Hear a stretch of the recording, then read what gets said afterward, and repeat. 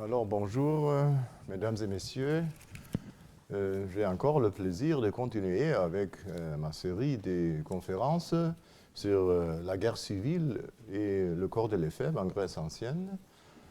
Et maintenant, je parlerai dans la troisième conférence sur la jeunesse grecque, la paideia, l'éducation en grec ancien, et le gymnase. Lors de la deuxième conférence, j'ai essayé de montrer que la thèse fondamentale de Platon concernant la prévention et la sortie d'une stasis, une guerre interne, représentait une solution tout à fait particulière, mais profondément ancrée dans l'imaginaire grec, avec des parallèles au-delà de sa propre époque. Ceci se trouve surtout dans l'évaluation du problème et donc dans l'analyse détaillée et dans la description de ce avec quoi on avait affaire. Le lion de Platon faisait concrètement référence aux représentants d'une jeunesse imbue au plus haut point d'honneur et sensiblement maladive, montrant peu de maîtrise de soi et étant donc colérique. En utilisant la méthode traditionnelle comme les moyens de la réflexion philosophique, on avait mis au point des idées et des pratiques claires de socialisation. Celles-ci concernaient une éducation et une formation tout d'abord physique, basée sur l'exercice, mais aussi sur l'harmonie, l'habileté et la prestance. Leur idéal pourrait être décrit par le concept d'euexia, littéralement bon état, bonne tenue, prestance. Enfin, j'ai soulevé la question de la valeur pratique des concepts philosophiques et de l'éducation, pour laquelle j'ai utilisé surtout Platon, Aristote et Polybe. C'est pourquoi nous allons revenir de nouveau à Aristote et à sa philosophie pratique, en particulier à l'éthique à Nicomaque et à la politique. Le point de départ est la nature des jeunes. Leurs inclinations naturelles particulières doivent être prises en compte. L'éducation doit répondre à leur ferveur. Je cite Aristote. Et en général, ce n'est pas, semble-t-il, au raisonnement que c'est de la passion, c'est à la contrainte. Il faut donc que le caractère ait déjà une certaine disposition propre à la vertu, chérissant ce qui est noble et ne supportant pas ce qui est honteux. Mais recevoir en partage, dès la jeunesse, une éducation tournée avec rectitude vers la vertu est une chose difficile à imaginer quand on n'a pas été élevé sous de justes lois. Car vivre dans la tempérance, sophronos, et la constance, karterikos, n'a rien d'agréable pour la plupart des hommes, surtout quand ils sont jeunes. Aussi convient-il de régler, au moyen de lois, la façon de les élever, ainsi que leur genre de vie qui cessera d'être pénible en devenant habituel.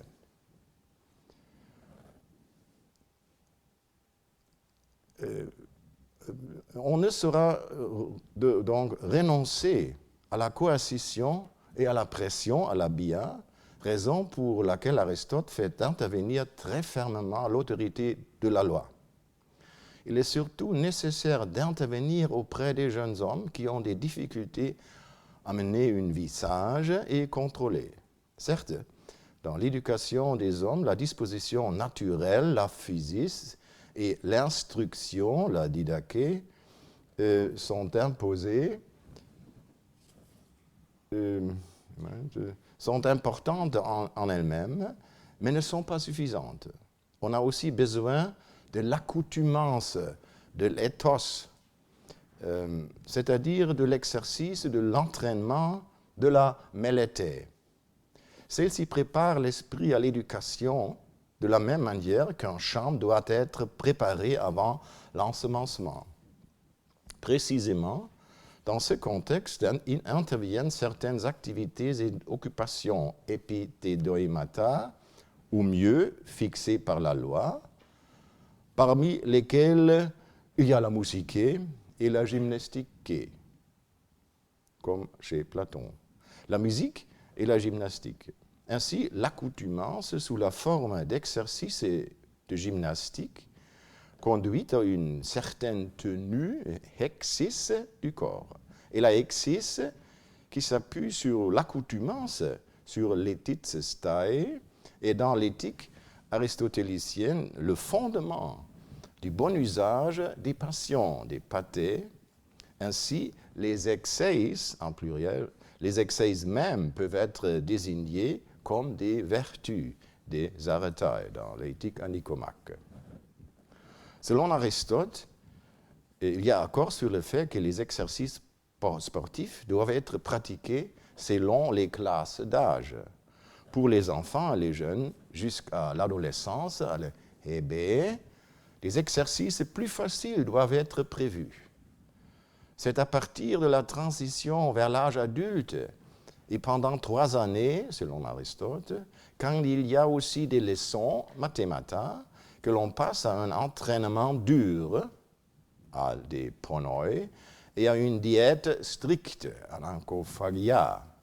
Ces traitements correspondent aux classes d'âge qui jouaient un rôle tellement significatif dans la socialisation chez les Grecs. Ce sont donc les éphèbes, les groupes d'âge qui les précèdent, paides, et qui les suivent, neoi. Chaque cité pouvait fixer de manière différente les détails concrets des niveaux par année et des horaires de cours. Ce qui est crucial, c'est que, de manière générale, le seuil de l'âge adulte, F-Heben, était envisagé avec une sensibilité particulière et que l'on a fixé à ce point les principes éducatifs mentionnés ici. Un passage obligé, un locus classicus, pour cette question est une section des Mémorables de Xénophon. On est précisément dans le milieu intellectuel dans lequel l'on discutait en pleine conscience des concepts de l'éducation. On y a affaire avec une figure religieuse qui jouissait d'une vénération particulière dans les gymnases, étant pour ainsi dire le héros des athlètes. Il s'agit de la célèbre histoire d'Héraclès à la croisée des chemins, considérablement enrichi par le sophiste Prodikos de Céos. Le point critique est précisément le passage de l'enfance vers l'âge adulte. Ek paidon es heben. Les mêmes mots comme chez Aristote. Es heben. Ef hebos. Il est très important, puisque les jeunes gens, les neoi, sont devenus maîtres d'eux-mêmes, autocratores. Ils peuvent décider par eux-mêmes de la direction à prendre et doivent être responsables de leurs décisions. C'est le point auquel 2 voix s'ouvraient à Héraclès, personnifiées par 2 femmes, la vertu, arrêtez, et la turpitude, kakia. C'est précisément ici qu'une attention particulière est nécessaire. Et on pense aux remarques pertinentes de la rhétorique d'Aristote citée la semaine dernière. Compte tenu de la jeunesse de la personne concernée, parce que les jeunes sont effrénés quand il s'agit de leur corps, tois somasin adunatoi. La physis, c'est-à-dire l'inclinaison naturelle, ne suffit point. Héraclès fut bien pourvu de qualité par ses parents, le dieu Zeus et Alcmène. Mais il s'agit en fin de compte d'une décision personnelle, et si le choix porte sur la vertu, donc sur une éducation couronnée de succès et sur une vie réussie, alors on aboutit à l'exploit non seulement pour soi-même, mais aussi, et pas en dernier lieu, pour les autres, pour les amis, pour la police, pour le monde grec en général, la grécité. Compte tenu de la prédisposition du jeune homme, la maîtrise du corps est essentielle pour ce succès. C'est la base de la maîtrise de soi. Le discours de la vertu dont Héraclès fait la réputation dans le passage de Xénophon finit précisément par cette indication. On doit habituer, etistheon. Nous nous souvenons de l'éthos d'Aristote. On doit habituer le corps, je cite, à se soumettre à l'intelligence, gnomé, et l'exercer par les travaux et les sueurs. Gymnastheon sun ponois kai hydroti. Fin de la citation. Pour cela, il y a des incitations, c'est-à-dire la récompense qui vient après le succès, et surtout la mémoire, la gloire, mnémé. On a là un appel clair à l'ambition dans la compétition et dans la satisfaction de l'agone. Je ne prends pas les concepts didactiques et éducatifs résumés dans cette histoire qui a joui d'une très grande influence comme une recette universelle pour l'organisation des établissements d'enseignement. Je pense cependant qu'il n'était pas seulement un discours intellectuel, dans le sens strict du mot, une simple réflexion ludique.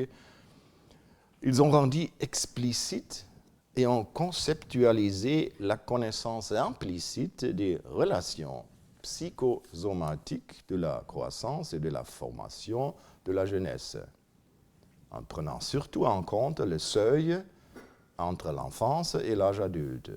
Ils lui ont donné des objectifs pratiques et philosophiques et, en conséquence, l'ont orienté vers un effet sociopolitique.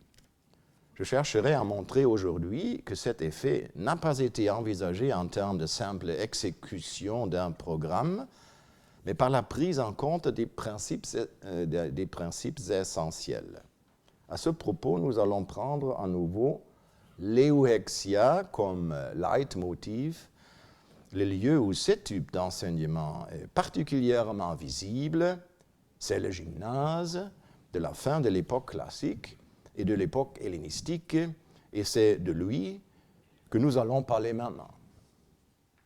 La cité grecque de Zestos, située au nord de l'Hellespont, se trouvait dans une situation difficile à la fin de la dynastie des Attalides, 133 avant Jésus-Christ, lors du soulèvement d'Aristonikos qui lui a suivi alors que l'installation de la domination romaine dans la région était retardée.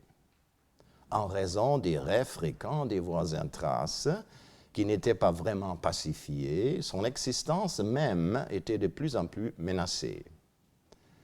De la même manière que l'Athénien Lycurgue, après la catastrophe de Chéronée, 338 avant Jésus-Christ, dans ces moments dramatiques, menace l'un des plus célèbres notables de Sestos, homme politique très important dans la cité, s'est tourné vers le renforcement et la réorganisation du gymnase. Lors de ses 2 mandats de gymnasiarque, il prit soin des cultes et des offrandes, en particulier pour Hermès et Héraclès, 2 dieux liés par excellence au gymnase.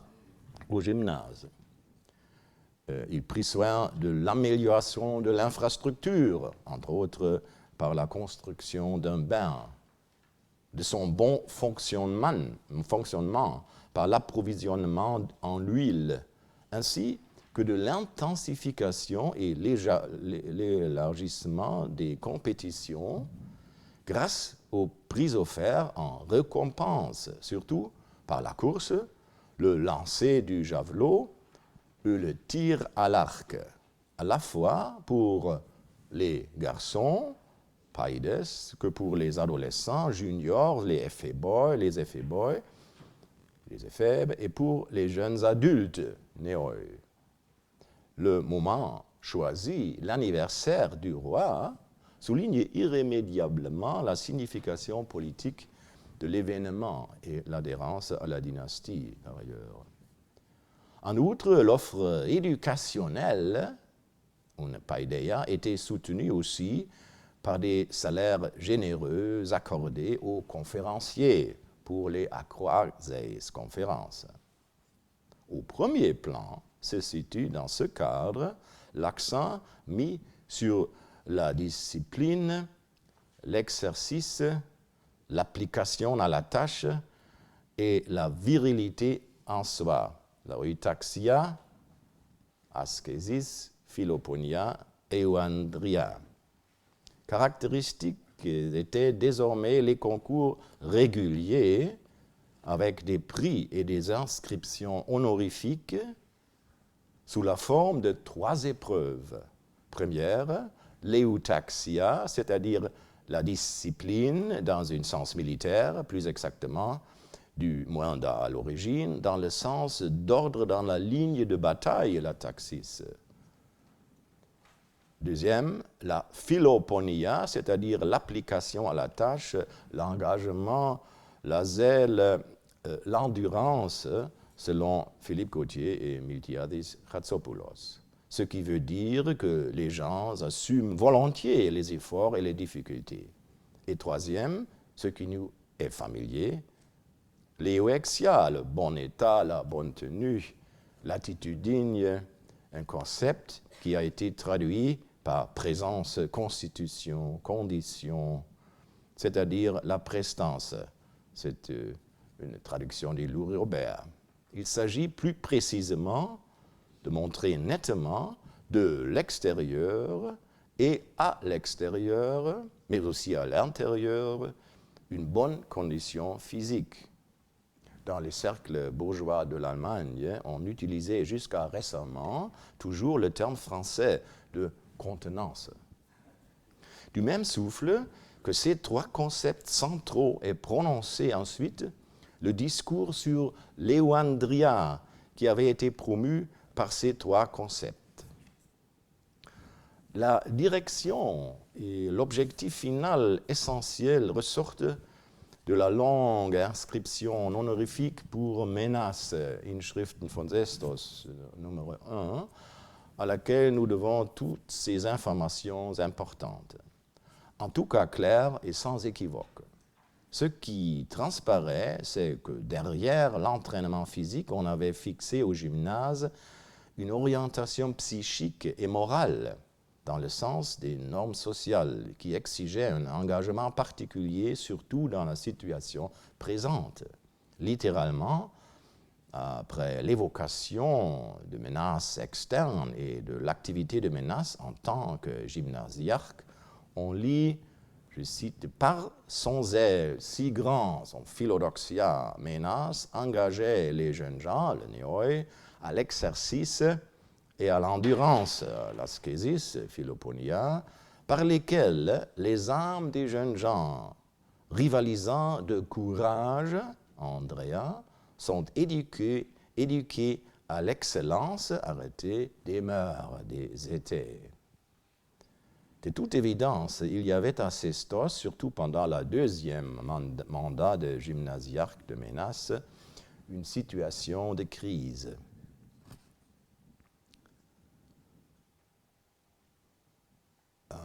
Mais le style de l'inscription honorifique montre que dans plusieurs cas, ce ne sont pas seulement des mesures extraordinaires, mais aussi des pratiques usuelles, voire traditionnelles, qui ont été ici intensifiées, réorganisées et revitalisées. Par ailleurs, sur un point essentiel, c'est-à-dire quand il est question des compétitions subventionnées au sujet de la discipline, de l'endurance et de la prestance, il est souligné expressis verbis que par cela, la promotion de l'euandria, selon la loi kataton nomon, fut couronnée de succès. Les pratiques en question étaient donc une partie de l'ordre légal de la cité-État, de la police, ce qui ne fait que renforcer la portée générale et avec elle la relevance de notre exemple. Ce n'est pas du tout une exception. Nous avons au moins un parallèle très proche sous la forme d'une loi. Celle-ci vient de la cité macédoine de Béroïa et est un peu plus ancienne que l'inscription honorifique pour Ménas. Philippe Gautier et Miltiadis Chatzopoulos l'ont magistralement mise en évidence dans leur édition commentée, une référence dans l'exploration du gymnase antique. Dans cette loi, il est disposé que le gymnasiarque de la cité devait organiser dans le dernier mois de son mandat annuel, donc dans le mois Hyperberetaios, autour de septembre, une fête en l'honneur d'Hermès, dieu du gymnase. À cette occasion, on devait organiser des compétitions pour des hommes de moins de 30 ans, ceux que l'on nomme par ailleurs Neoi, qui mettent en valeur l'euexia, l'eutaxia et la philoponia, autrement dit, les mêmes qualités mises à l'épreuve que celles qui étaient importantes à Zestos. Les 3 juges pour l'épreuve dans l'euexia, devaient être tirés au sort par le gymnasiarque d'un cercle de 7 hommes du lieu, c'est-à-dire du gymnase. Ceux qui étaient désignés par le sort se devaient de jurer sur Hermès, citation, avec justice, lequel lui paraît avoir la plus belle attitude corporelle, aristatasoma diakeistae. Pour l'eutaxia et la philoponia, le gymnasiarque devait désigner lui-même, après un serment auprès d'Hermès, celui, citation, qui lui paraît être le plus discipliné, oetaktotatos, des moins de 30 ans, et pour l'endurance, celui qui lui paraît s'être entraîné, ça veut dire à l'eiftai, pendant la présente année, en se donnant le plus de peine. Les 2 exemples sont suffisamment parlants, mais ne sont que la pointe d'un iceberg, dont nous ne pouvons que deviner les dimensions en raison de l'état fragmentaire de notre documentation. Or, ces dimensions semblent assez impressionnantes. À côté d'eutaxia et de philoponia, souvent mises en relation, l'euexia, que l'on a déjà mentionné à plusieurs reprises, avait une importance particulière. L'importance de ces catégories apparaît clairement aussi dans le fait qu'à Pergame, en Asie mineure, le transfert du gymnase des enfants de Païdes à celui des Éphèbes était fait suivant les critères d'oitaktos, philoponos et oiektes. L'esprit de cette orientation correspond très précisément chez Xénophone à l'éloge de l'euexia qui peut être obtenue par les exercices du corps. C'est une nouvelle expression des principes que nous avons énoncés. Un autre fait significatif est que l'institutionnalisation du gymnase, réalisée surtout à l'époque hellénistique, consiste dans la création et dans la structuration de la fonction du gymnasiarque et que les titulaires du mandat, les exemples de Zestos et de Béroïa sont à ce titre particulièrement instructifs, étaient en particulier responsables des domaines des compétitions et avec celles-ci des qualités mentionnées jusqu'aux aspects concrets des épreuves. C'est précisément ici qu'apparaît l'importance de ces qualités pour la cité et pour la socialisation des jeunes hommes.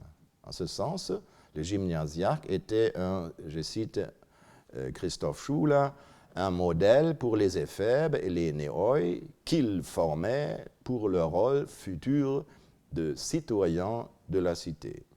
Il faut surtout ne pas oublier que ce type d'exercice et d'entraînement était en règle générale accompagné d'une offre de formation intellectuelle, en lien avec laquelle nous avons vu l'exemple des acroases des conférences de Ménas.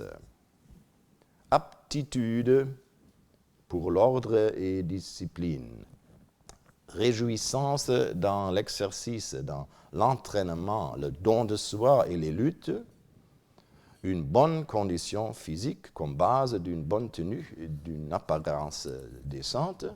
Ces trois qualités étaient particulièrement appréciées par la communauté civique et étaient contrôlées par ses représentants. Le fait que ces qualités étaient constamment entraînées, présentées et évaluées dans le cadre des compétitions et qu'elles caractérisaient aussi toutes les autres disciplines sportives, dans une société extrêmement orientée vers la compétition, représentait une incitation particulière et soulignait le sérieux avec lequel elles étaient envisagées. C'est ainsi que la recherche de ces qualités et d'autres similaires façonnait les niveaux essentiels de la socialisation masculine, même au-delà de l'adolescence. Des païdes, qui avaient en règle générale moins de 18 ans, aux éphèbes, qui étaient des adolescents au seuil de l'âge adulte, avec un âge compris entre 18 et 20 ans, et jusqu'aux ainsi dit néoi, les jeunes gens entre 20 et 30 ans. Et ainsi, les hommes nés pendant différentes années se retrouvaient ensemble les uns avec les autres, tout en avançant par groupe d'âge, et étaient donc toujours liés par d'entraînement en commun et la concurrence énergique dans un enchevêtrement spécifique de formation individuelle et collective. Ce n'est sûrement par un hasard si l'esprit à l'œuvre dans ces institutions et pratiques rappelle les idées que j'ai traitées dans les 2 premières conférences. Il s'agit en premier lieu de l'articulation entre la formation physique et l'instruction mentale, et en deuxième et dernier lieu de l'engagement pour la société, de l'intégration même dans la société, basée sur la bonne tenue, répétée à différentes reprises. Elle se manifeste littéralement et visiblement comme euexia. Or, sa face intérieure peut être très bien décrite par le concept d'éthos, ou mieux encore par le pluriel été, caractère, comme dans l'inscription de Ménas, en conséquence comme une attitude acquise et renforcée continuellement par la pratique habituelle, qui s'appuie précisément sur cette articulation de l'entraînement, de la bonne tenue et de l'ajustement, et qui façonne le caractère d'une personne, selon les idées, les concepts des Grecs. Par ailleurs, la question hautement débattue de savoir si l'éducation dans le gymnase était plutôt intellectuelle que corporelle, si sa nature était plutôt athlético-sportive ou militaire, doit être relativisée. Il s'agissait avant tout d'un ajustement et d'une préparation intérieure, mentale et donc spirituelle, qui supposait cependant aussi un entraînement physique sous forme variée et qui s'exprimait dans une attitude corporelle, donc qui pouvait être évaluée de manière concrète. Des exercices particuliers comme le tir à l'arc pouvaient être exécutés à des occasions spécifiques, mais cela n'avait pas de valeur décisive, comme le montre surtout l'importance des 3 qualités dont il a été question. De manière générale, l'entraînement, comme le disait le dicton connu de Jacob Burckhardt sur l'histoire une fois modifié, ne devait pas rendre les jeunes gens efficaces dans des épreuves particulières, furent-elles athlétiques ou militaires, mais devait les engager pour toujours en tant que bons citoyens. En ce sens, il est très significatif que sculpteurs ont utilisé la figure du citoyen, une représentation de l'habitus civique pour désigner un athlète qui est, dans ce cas, seulement identifié par les instruments utilisés pour pratiquer la gymnastique. On voit ici le pose traditionnelle d'un athlète avec son esclave, son pais, qui a une vase pour l'huile. Et on voit ici la pose de rhéteur, de politicien, de citoyen, Échine d'Athènes, du IVe siècle, et une statue honorifique de gymnase d'Érythrée. C'est un hommage à Denis Kneufler, qui est dans la même pose que le citoyen, le jeune homme comme citoyen dans le gymnase, trouvé dans le gymnase d'Érythrée, et avec des utiles, des attributs sportifs, l'astrigilis et des vases. Seulement ce petit détail est une indication pour le sport. La chose la plus importante est le citoyen, l'habitus des citoyens, l'éoexia du citoyen. Je dois ces observations à Ralph Vondenhoff, mon ami et collègue de Freiburg. Nous ne pouvons pas traiter ici en détail jusqu'à quel point ce phénomène s'est manifesté de manière spécifique ou généralisée depuis l'époque hellénistique jusque tardivement pendant l'époque impériale. À la suite des remarques et des suggestions faites jusqu'ici, il convient seulement de rappeler que l'institutionnalisation et la monumentalisation du gymnase apparaît comme une caractéristique de l'hellénisme, de l'époque hellénistique. Cela inclut aussi l'organisation de l'éphébie, connue surtout à Athènes et dont la réorganisation par Lycurgue montre une orientation vers l'engagement pour la cité d'Athènes, particulièrement nécessaire dans le contexte de la désastreuse défaite de Chéronée et de la domination macédonienne perçue par les Athéniens comme oppression et asservissement. Je me réjouis de faire ici référence à l'important travail de recherche d'Andrei Jankowski, dont les résultats viennent à la rencontre de mes observations. Entre autres, il faut remarquer les nombreuses informations sur l'organisation et la formation des hommes, surtout des jeunes, selon les classes d'âge. Il est clair qu'il y avait ici un intérêt vital de la cité, parce qu'elle devait à la fois anticiper en permanence les conflits armés, et que la forme endémique de la guerre civile en Grèce, la stasis, ne s'est laissée éradiquer complètement et définitivement. Ainsi, l'unité à l'intérieur, l'homonoia, revêtait une importance fondamentale comme base essentielle de l'affirmation du corps civique à l'extérieur de la cité. C'est dans ce contexte qu'il faut envisager la question de la portée sociale de l'éducation gymnastique.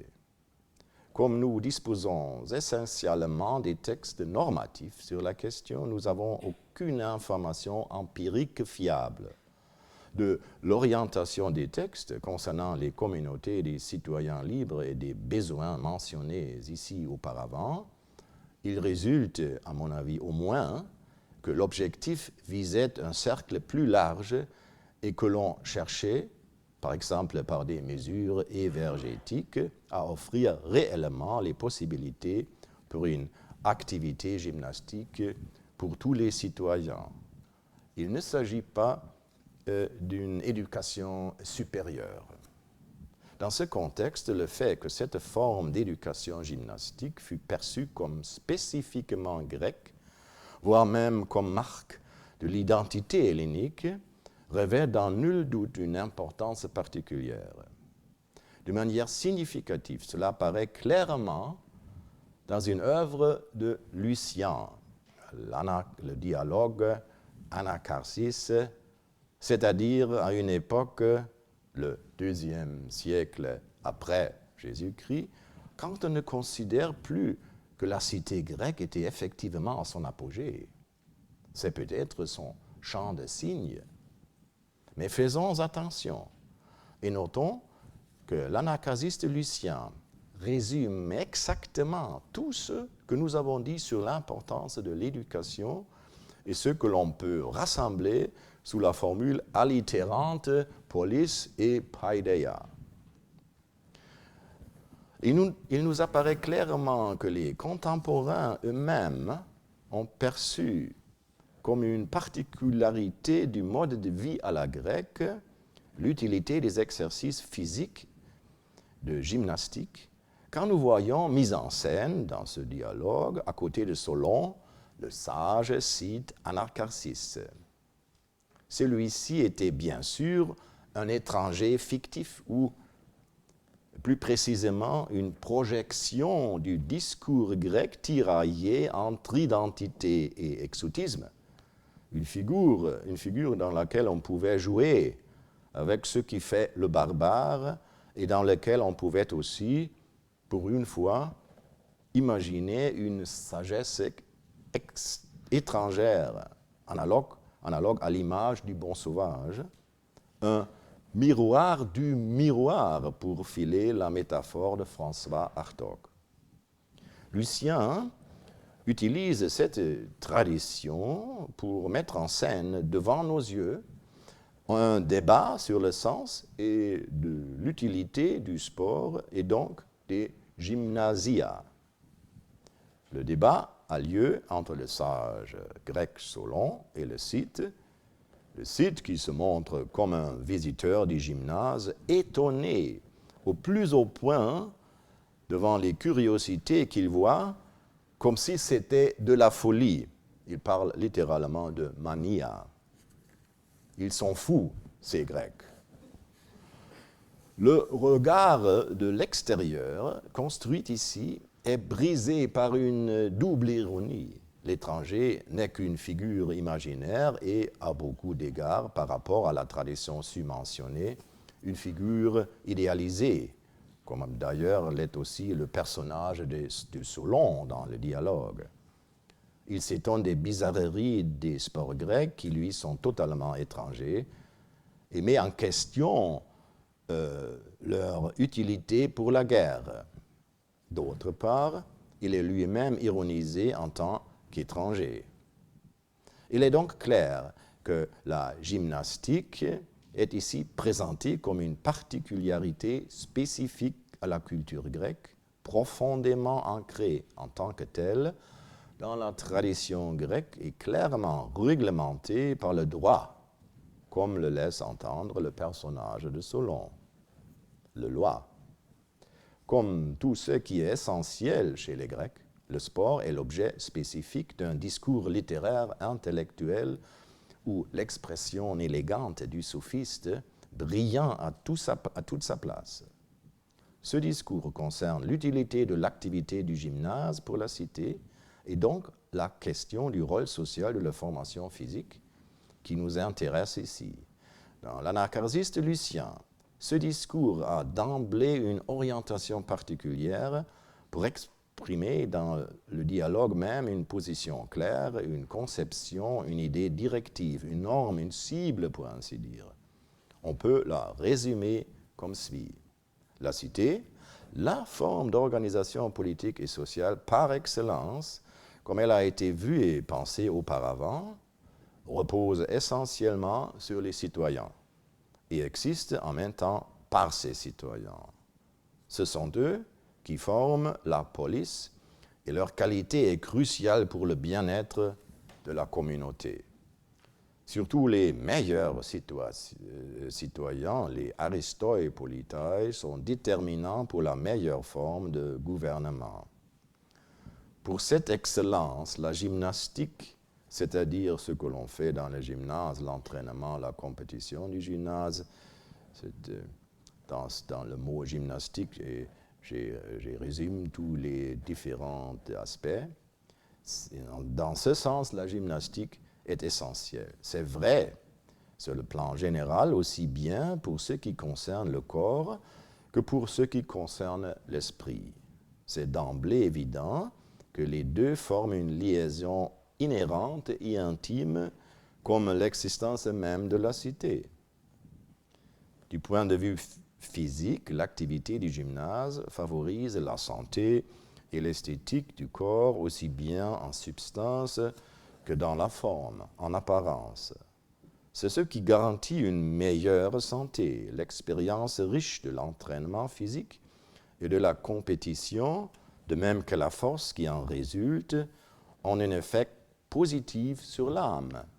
Elle favorise la confiance en soi, le courage tolma et surtout l'ambition philotimia et le désir de victoire, spoude alectos, hypertes nikes. Les qualités acquises ainsi ont un impact positif sur le plan politique pour la cité.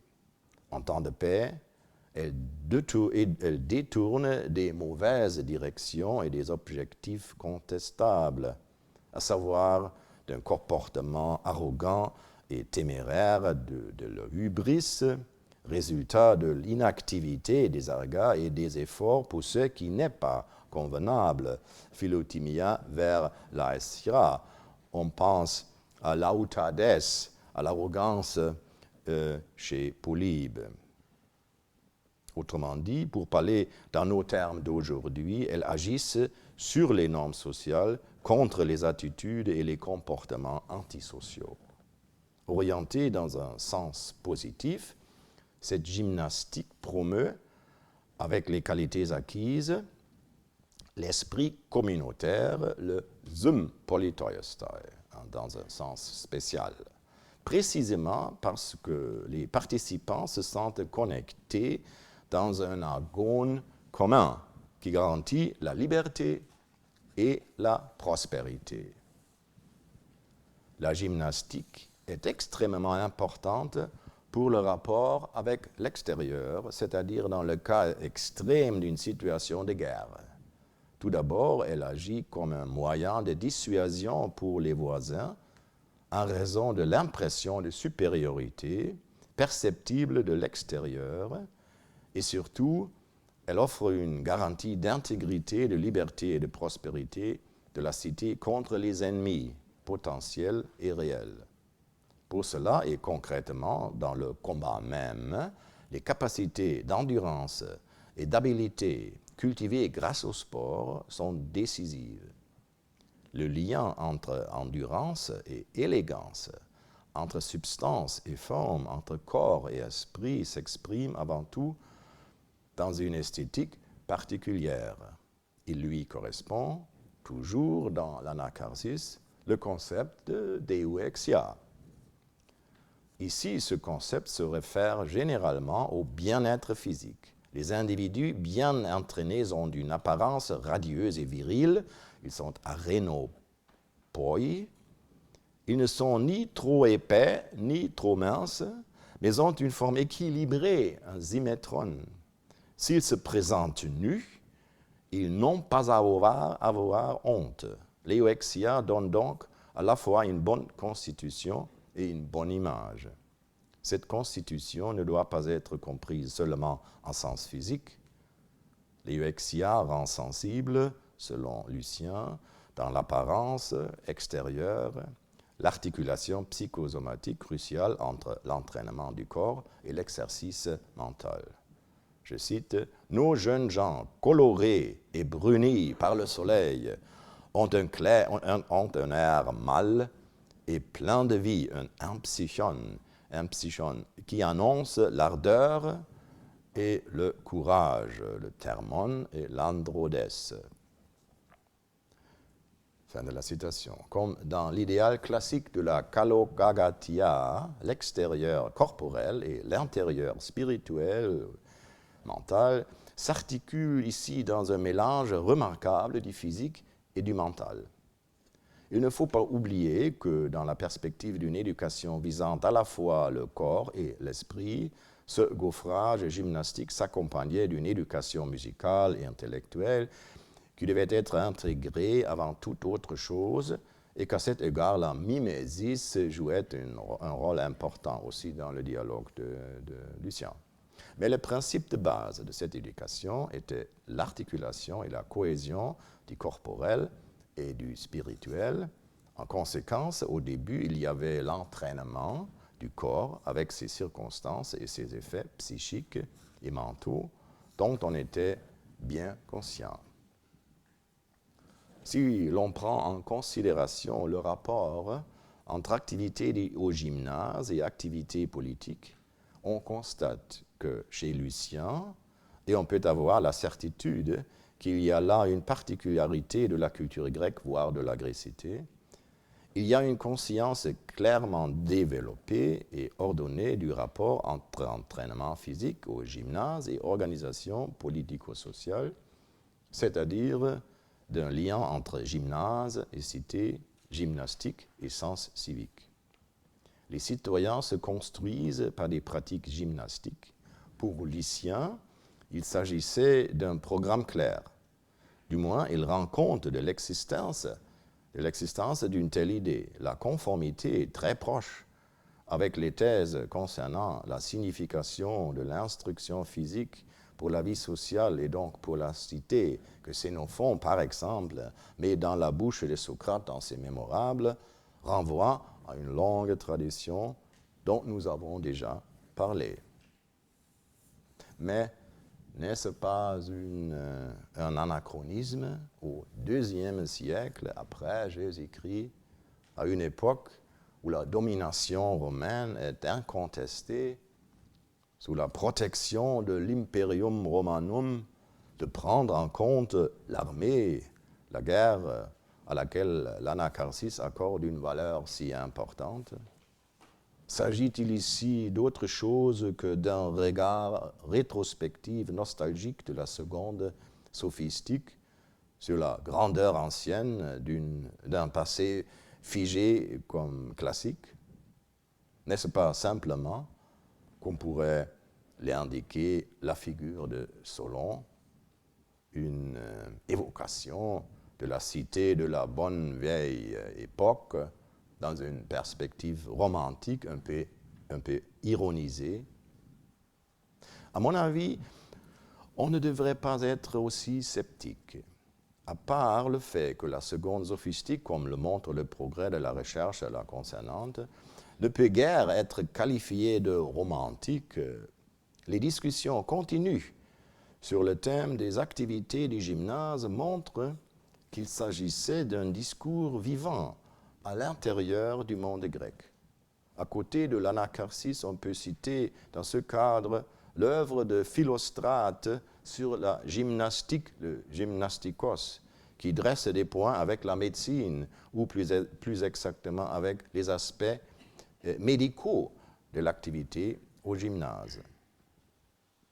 La question de la véritable signification et de la portée sociale du gymnase à la fin de la période hellénistique et à l'époque romaine est certainement liée. Mais je ne peux l'aborder de plus près dans ce cadre. Sur ce point, comme souvent quand il s'agit de la Grèce, on doit s'attendre à des différences régionales. Il y a peut-être eu tendance à une aristocratisation. Lucien, du moins, met en avant les aristoi politae. Mais elle est apparue progressivement avant de s'affirmer sous l'Empire romain. Les importantes observations prosopographiques d'Éric Perrin-Saminadayar montrent de telles tendances à Athènes, déjà après 229 avant Jésus-Christ, mais je cite Perrin-Saminadayar, ce centre universitaire et artistique préféré de l'élite méditerranéenne était bien sûr une exception. En principe, au début et pendant la haute époque hellénistique, l'idée fondamentale de la socialisation reste déterminante pour la cité et pour ses citoyens. Dans ce cadre, il n'y avait pas l'idée d'une éducation distincte, exclusivement réservée aux élites à l'intérieur du cercle des citoyens. Les élites étaient et sont toujours restées une partie du corps civique. Au premier plan, reste la question de la formation de ceux qu'on y élève, ainsi que la signification de l'éducation psychosomatique ou encore mieux somatopsychique que nous avons traité ici. Ainsi, les citoyens de la police et ses responsables ont cherché à préserver sa consistance intérieure contre les forces de la stasis, tout en utilisant leur énergie en leur faveur. Un effort considérable était demandé pour la socialisation. Pour cela, les citoyens devaient être correctement formés. L'éducation structurée y répondait. Comme nous l'avons vu, il ne s'agissait pas de discipline rigide et d'endurcissement à côté de la force. Il y a toujours eu de l'élégance. À côté de la marche, la danse. À côté du sport, la musique. On pense à l'accent mis dans les nomoi, les lois de Platon, sur la, je cite, bonne tenue, l'élégance légère et la beauté. Il est important de ne pas percevoir ces formes d'éducation comme une simple contrainte. Elles n'auraient pas été couronnées de succès à long terme. L'attractivité devait être suffisante et s'y ajoutaient d'autres motivations et incitations, incentives, dirions-nous aujourd'hui avec un mot anglais, au moins en Allemagne. Les compétitions avec leurs prix et récompenses, la reconnaissance, en bref, le capital social que l'on pouvait recueillir avec la philoponia, l'éotaxia et l'éoaxia. Il y a toujours eu suffisamment d'enthousiasme dans le jeu. Enthousiasme qui est important, comme le montre d'ailleurs aussi l'état actuel de la recherche neuropsychologique et neurobiologique pour la formation du cerveau et sur l'apprentissage. Je dis, il y a toujours suffisamment d'enthousiasme pour qu'il contribue de manière significative, pour parler avec les mots de Démocrite, le mot de Démocrite, au physiopoiein, pour créer de la nature. Dans le cerveau entendu comme part du corps, mais aussi la base pour la formation psychique mentale. C'est principalement un précédent, je pense, de ce que Pierre Bourdieu surprend dans la tradition phénoménologique de la corporéité et de ce que Edmund Husserl et Maurice Merleau-Ponty désignent par l'accoutumance, l'habitualisation, pour ainsi dire. Dans la cité grecque, le sens pratique, pour utiliser le concept de Pierre Bourdieu, inscrit dans les corps, était à la fois celui qui dirigeait la société et qui était façonné et confirmé par elle. Nous pouvons voir que cela était fait d'une manière très spécifique et que les Grecs étaient, de leur côté, pleinement conscients de ces interdépendances. Ils y étaient particulièrement engagés. Le fait qu'ils ont tant œuvré de manière continue pour l'éducation systématique, on pense aux honneurs des gymnasiarques, qu'ils ont loué ces avantages à répétition et qu'ils ont aussi fait l'objet des louanges, montre que les cités n'étaient pas capables de désamorcer définitivement ces explosifs intérieurs, inwendigen Explosivstoff, comme disait Nietzsche. Mais il est aussi clair, après tant de siècles et de recherches continuelles, que la police est restée, malgré tous ces problèmes, stable pendant très longtemps, beaucoup plus longtemps que d'autres formes d'organisation politique, peut-être aussi l'ainsi dit État moderne. La vitalité des discours et des pratiques montre la persistance de ces thèmes, et tout cela exprime la virulence et la force de ce système. grâce à l'expérience de la tradition, à l'observation précise et à la réflexion profonde, on a pu comprendre les liens physico-mentaux, psychosomatiques que nous pouvons aujourd'hui connaître et continuer à explorer grâce à des résultats significatifs, surtout dans le domaine des neurosciences, au sujet de la neuroplasticité dépendante de l'expérience, en particulier sur l'interdépendance du mouvement, du sens, des émotions et de la pensée. Nous arrivons ainsi au point que je voudrais aborder lors de la dernière leçon. Je voudrais dresser un pont entre les anciens Grecs et nous-mêmes. Dans ce contexte, on peut se référer à la recherche actuelle en neurosciences, à laquelle j'ai déjà fait allusion, et par exemple en mentionnant les recherches qui démontrent l'influence positive que la musique et la danse peuvent avoir sur la socialisation des jeunes à comportements difficiles et provenant des milieux défavorisés. Mais à ce sujet, je voudrais plutôt tracer les grandes lignes de la tradition européenne de la paideia, de la formation, et accorder plus d'attention aux aspects spirituels et intellectuels après avoir jusqu'ici clairement insisté sur le corporel. Merci pour votre patience.